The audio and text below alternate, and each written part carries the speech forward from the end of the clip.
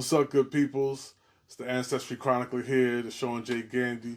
Thank you so much for stopping by my YouTube channel, where you know how we like to do it.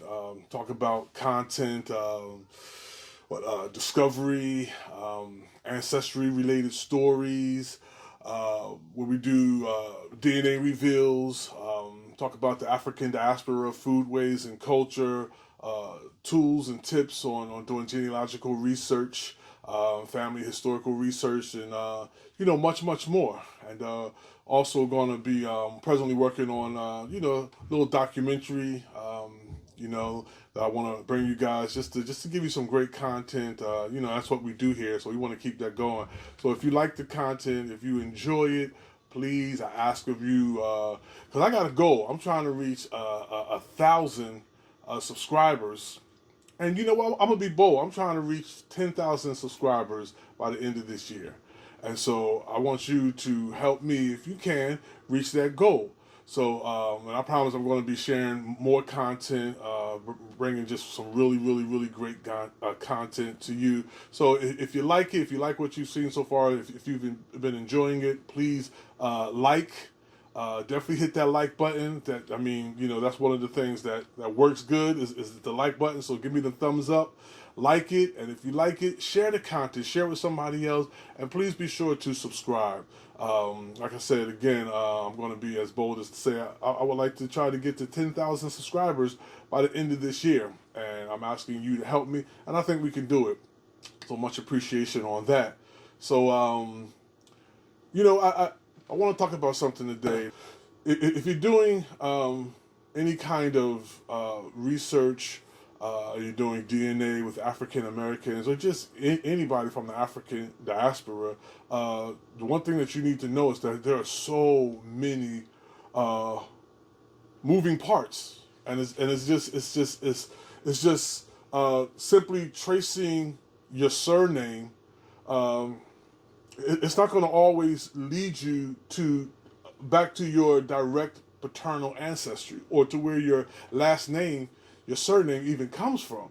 And there's just so many mitigating factors. Like I said, it's just so many moving parts. One of those things is if you think about it, is after the emancipation, we tend to think that those enslaved African Americans here in America or in the Caribbean or whatever, is that they just automatically took the surname of their enslaver. And especially if that enslaver was their biological ancestor. And so this was, father, and this was not always the case. There's history out there where of a family, siblings who were emancipated, and three siblings. One sibling took the surname of the present enslaver. The other sibling took the surname of a former enslaver who lived in a different state, who the younger siblings didn't even know, because when the family got sold away, they were too young to even know about it. And then the third sibling took a surname that they just freely chose. I believe it was the surname of one of the presidents of the United States of America. And so these three families, had three different surnames. And so, and they lived in the same area, and then even after generations, they didn't even know that they were family, because their last names did not trace them to the same paternal lineage. So it wasn't until they did DNA that they discovered, hey, we're related. And then they had to do research, and then they realized that they couldn't count and depend on a common surname that they had to bring them together, because we weren't just taking the surname. So back to the story, and this happened all the time, and particularly on the island of Jamaica, when they were emancipated. I believe it was 1835 when they were emancipated on the island of Jamaica by the British. That the British had a list of surnames for the emancipated Jamaicans to choose from, the Africans of the diaspora who lived in Jamaica, for them to choose from a list of surnames. And they didn't even choose from that list for the most part. They were just like, I'm going to choose whichever name I want to choose. And so they chose whatever name they wanted to choose for the same reasons, historically speaking, that African Americans who were emancipated in this country in 1865, why they chose the same name, chose surnames. And so it's your surname research is not going to always connect you to your European ancestry. It's not, because you could have just chosen any surname you wanted. You weren't locked down to choosing the surname of your fifth great grandfather, who was not only your enslaver, but also your fifth great grandfather. Like you weren't just locked into just choosing that surname.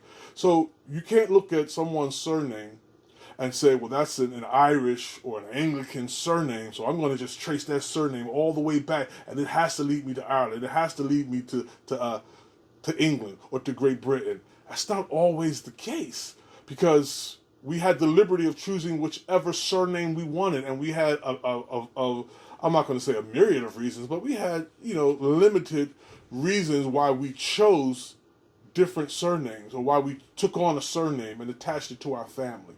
And so there's just so many moving parts to it. So don't get discouraged.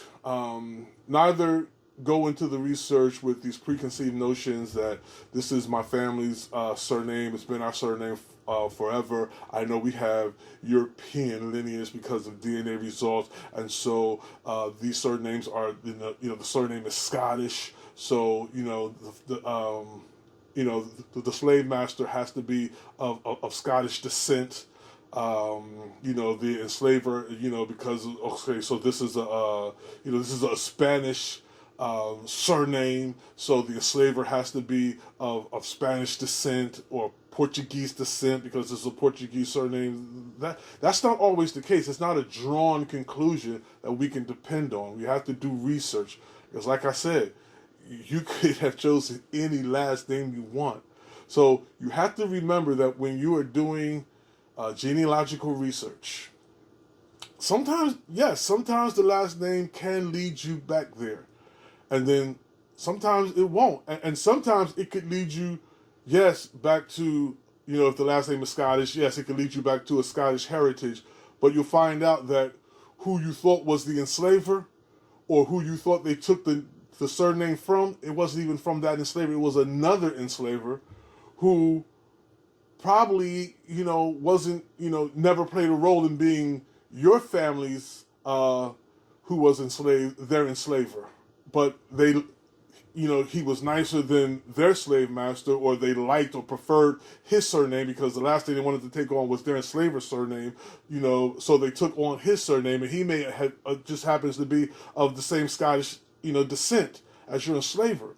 And so, you have to remember as well as that we didn't just, our European lineage that African Americans by and large have, for the most part, about 75% of us have at least 20-something% of European heritage in us.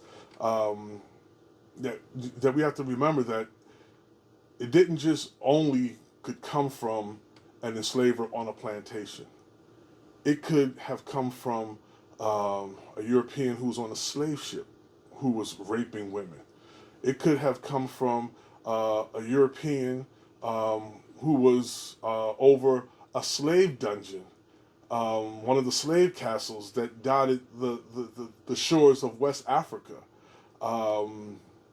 It could have come from anywhere.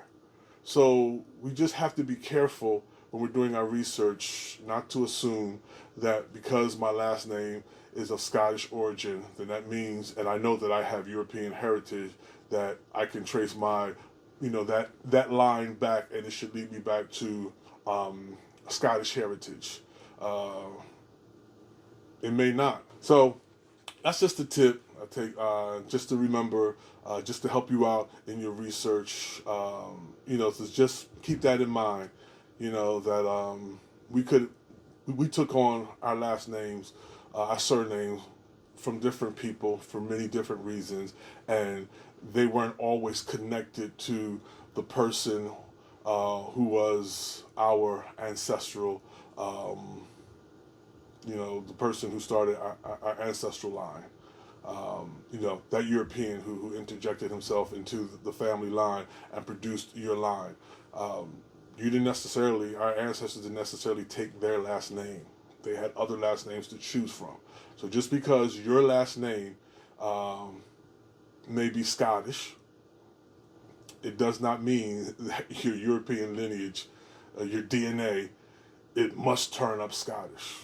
One thing about DNA is that it is what it is. So what it tells you, that should direct your research. So at the end of the day, when you're doing this kind of research, what you have to remember is your last name don't mean Jack. Perhaps. All right, good people. Thank you so much for stopping by my YouTube channel. Hey, once again, I appreciate you. Please like the content, share the content, give me them thumbs up, subscribe, and again, I'm looking forward to trying to reach 10,000 subscribers by the end of the year. So I appreciate you, and remember, I got some great content coming your way. Hold tight. We got some mini documentaries coming your way. Just out there, just really gathering up some really great content, and I want to present that to you. So, thank you very much. Have a great day. Peace, peace, peace.